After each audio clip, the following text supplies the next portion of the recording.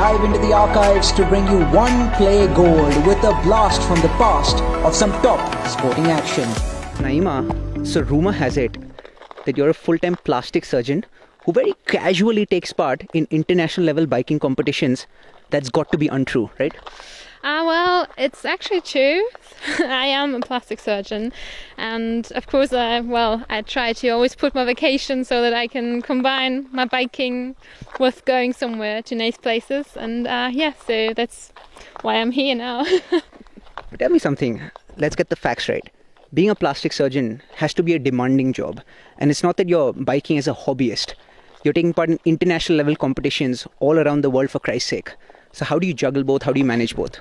It's sometimes it's quite hard, and when people ask me, because people ask me quite often, I always have to say, well, of course you have to organize yourself well, because it's a tough job and you have so much responsibility.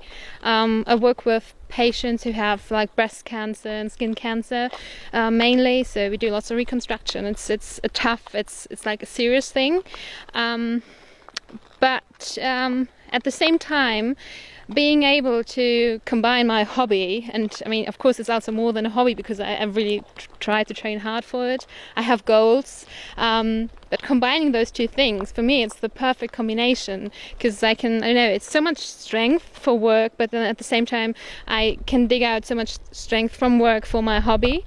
And I mean, it sounds a bit crazy, but when I talk with my patients and they're really sad, I try to share my happiness that I have outside on the bike or just doing any sports, and try to motivate them to look forward to going through therapy, and I think it kind of works. So in the end, it's a nice way of doing life.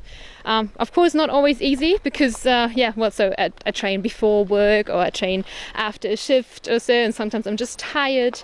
But, I don't know. I think I'm just lucky that I have my family and my boyfriend to support me, because, of course, it's always hard. Like, sometimes I'm just like, oh, no, I'm not sure if I should do this. So now, I'm so happy to be here right now. But, of course, it's okay. I can take my vacation and do lots of traveling. I was so tired yesterday, but it's so worth it in the end. And it's always nice to get that security from home that, okay, so we're thinking of you and wish you best of luck from all our hearts. So so somehow I managed to combine it, but it's not always easy, but it's definitely worth it. And both professions, the cycling on one hand and being a plastic surgeon on the other hand, they seem unrelated on paper, but it's beautiful how they complement each other, as you explained. So what did you get into first? Did your cycling career begin first, or was it plastic surgery? So of course it started with just wanting to become a doctor, and I think, that must have started early on. I was 3, 4 maybe. I always I was at my grandparents' place quite often when I was little, and I think my poor grandma, she always had to play with me. So I would be a doctor and she would be a patient, being like, oh yeah, so my back hurts, or I have this migraine, or whatever. She would have whatever, and then I'd be like, oh, let me think about it. I have these pills. And so that was so much fun for me. I was little, okay? And so then I just got more and more interested in the human body, how everything is working, and science in general. So I'm just fascinated by science, I don't know. And then I always knew I really wanted to be a doctor. I was always sporty. I always did something, lots of dancing, lots of ballet. I actually did 14 years of ballet, on tiptoes and stuff. So just during university, I started to get more into this endurance kind of sporty stuff. And so now I think, especially cycling is the best combination to a tough job in the hospital. But I guess medicine was first, and then sports was more like a hobby. So do you find it challenging explaining to someone what exactly do you do? Because I'm pretty sure you must be getting the question, okay, so Naima, tell me, so what do you do? So what do you explain to them? Yeah, I think the cool thing is I have a really cool dad. Like, I'm really close to my dad. I love him heaps, and he's a very creative person. So he's a musician, and he always taught me that you don't have to be just one type of person, or you don't have to just choose one side. There's way more to it. So if there's something you want to do, but then there's something else, so you can always ask, why do you have to choose? Can't you just do both? And that's something I grew up with, I guess. And I know that sometimes you can't just say, yeah, I want to have it all, because you can't just have it all at all times. But you can always try to like see what's best for you. And so if I explain it that way, that I'm okay, well, I do like this, but I don't want to just stick to one thing, then most people understand. And then if they actually get to know me, they'll be like, okay, just let her do her thing, she'll be fine. Let's go back to how you complement plastic surgery as well as cycling. Is it right to say that given the fact that plastic surgery is a demanding profession, of course, entails you spending lots of hours in the hospital, sometimes perhaps, doing 24-hour shifts as well, the biking aspect acts as a stress buster for you? Well, so speaking as a scientist, of course, every bit of stress is the same for the body. So it doesn't matter if you work and if you have to think really hard, or if you have to be concentrated during a surgery, or if you do physical activity. It's all stress. So of course it's not always easy to find the balance with recovery, and that's something I have to work on too. So it's you have to find a balance. It's if you just know it's all stress, it's the first way of doing something against it. You just have to make sure that you're not too stressed overall with other things. If it makes you happy, because there's always a good stress and a bad stress, then it's okay, but you have to make sure to relax in between.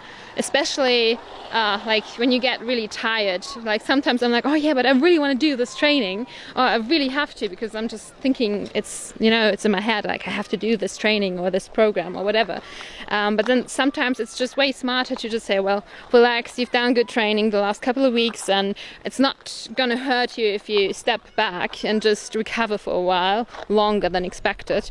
Because in the end, if you get sick, or if something happens, it doesn't help you at all. So you just, sometimes you just have to be wise enough. And I like this sometimes, but then I have my friends and family that tell me, so, And you talked about good stress and bad stress. So I'm guessing it's fair to say that the stress, or the good stress that doing both, that juggling both gives you, is a good price to pay for the sense of purpose and the happiness that you derive from both activities. Yeah, definitely.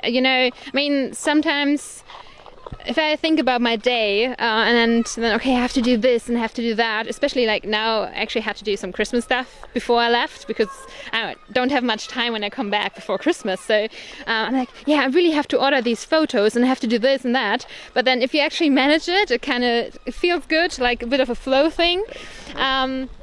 And then, I got onto the plane. I'm like, okay, now I can relax because I've done everything. So it's, yeah. What is it about biking, mountain biking, cycling that excites you the most? Is it the adrenaline rush that you experience? Would you call yourself an adrenaline junkie? Not sure if I would call it myself. My mom definitely would, because she would just prefer to have me at home, The cool thing about cycling is it's so diverse, especially mountain biking. So of course you have the tough climbing, which we also have here on this course, but then you also have the descending. And so when it's technical, you have to first you have to look, so kind of analyze the track, and then you have to think, okay, where do I want to go? So you have to find your line, and then the actual cool thing starts. So your brain has to kind of work on it. Okay, so how do I get across this technical section? And then how do I get my muscles to move the bike and keep my balance to actually do it? So I think it's such a nice combination to combine the brain work and the riding. It's a bit like a puzzle. I enjoy that quite a bit. But then, of course, I like road riding too. So I'm on this elite women's team in Germany, and we do like races nationally and also international races. And so, of course, the speed is quite nice, and you get more used to it when you do it more often, so then it's not as dangerous. And luckily, you're always racing with people that know how to handle their bikes, so it's all good. But yeah, sometimes it's quite nice to get the adrenaline kick. And talking about Germany, which is where you hail from, how do you practice in Germany? I'm guessing it must be impossible to practice at this time of the year because everything's snow covered. So how do you typically practice? What does your practice schedule look like in Germany during the winters as well as during the summer months? I have quite a few friends from overseas who are like, oh, I wouldn't be able to manage to train during winter because it's dark all the time. Like, I mean, of course, it's not dark all the time, but it's pretty dark most of the times in winter, and cold. It's not super cold, like it's not snowy right now, but it's rainy cold. I prefer snowy cold, actually. Yeah, so of course you have to layer up. So yeah, like a couple of jackets, long trousers and stuff. I do some training indoors as well, because when you have like your program, your intervals, it's just easier to squeeze it into less time, because I can't just go on out for like 3-4 hours each day. So I might just have like an hour or an hour and a half. So it's easier to do it indoors. Then I do some running during winter, because if you do like endurance-based training, it's also just easier to do the running. You can just put on your shoes and just go for it. And so actually this winter I picked up some swimming too, because I think it's really important to do some core work. So I also do go to the gym now and then, and I thought, okay, swimming, you know, it's nice for your back, so might just give it a try. So it's so hard, like they have to keep their breath underwater while doing sports. But I thought, okay, I'll just stick with it for the winter and see how it goes. Actually starts to be more fun. But yeah, I think it's also fun for everyone else to see me swimming. Yeah, so I mean, of course, in summer it's easier to train outside because it's just warmer. We have some nice trails around. It's not super hilly, so you don't have long, steep climbs. But there are some nice trails, so going up and down is good practice too. And let's focus on India now. So we'll shift attention from Germany to India. I believe it's your third time in India, right? Yes. You've been here before. Your first time in Kerala, of course. But since you've been here before, I think I can ask you this question. What is it about India that you enjoy the most? What do you like the most about this country? Oh, that's really hard to put into words, because, well, when I first came to India, my first time, I got this total shock. So like, I mean, I was so tired and dehydrated, and then the crazy driving in New Delhi and the long bus trips, like it took forever, and I'm just like, where do I have to go? So many people, all crowded. But you know, it's like this easiness. Of course, it's all busy, but somehow it's relaxed at the same time. And then you have those magical colors everywhere. Like, just the dressing of the people is so nice. And then, I mean, look around, it's like all green. It's like this crazy green. And I don't know, it's magical. It's actually, you know, they say it's like incredible India, and it's so true. It's not, everything is not super pretty, but it's so pure in itself. So that makes it beautiful again. And I was so happy that I was able to take my dad with me as well, because I really wanted to show him like how pretty it is. And yeah, he enjoyed it heaps. So yeah, I know it's it's not my third time and definitely not my last. That's beautiful. And the diversity as well, as you touched upon. You could have a place like a New Delhi, which is urban, hustling and bustling all the time, lots of traffic. But then out here in Kerala, you have this beautiful landscape of the Western Ghats in its natural beauty, you know, for us to absorb. Yeah. And what do you do when you're not cycling, when you're not, you know, working as a plastic surgeon, assuming that you do find the time to do something else? Yeah. Yeah, so of course I have my family and friends to spend time with. And so because my dad's a musician, of course, I'm also into music. he taught me to play the guitar, and I also play the piano. This, I don't know, somehow like linking right and left hands together is like a fun thing for me. And then I also do some singing, so I try to do it as much as I can. But yeah, of course, sometimes there's just not much or not enough time. But it's also a nice way of, you know, being creative and also relaxing at the same time. So it's also, it's a nice third party with the work and cycling. And what are you looking forward to at this mountain biking tournament? Yes, I mean, I had a look at the course already, so it's quite challenging. So it has like one long climb and then a long descent.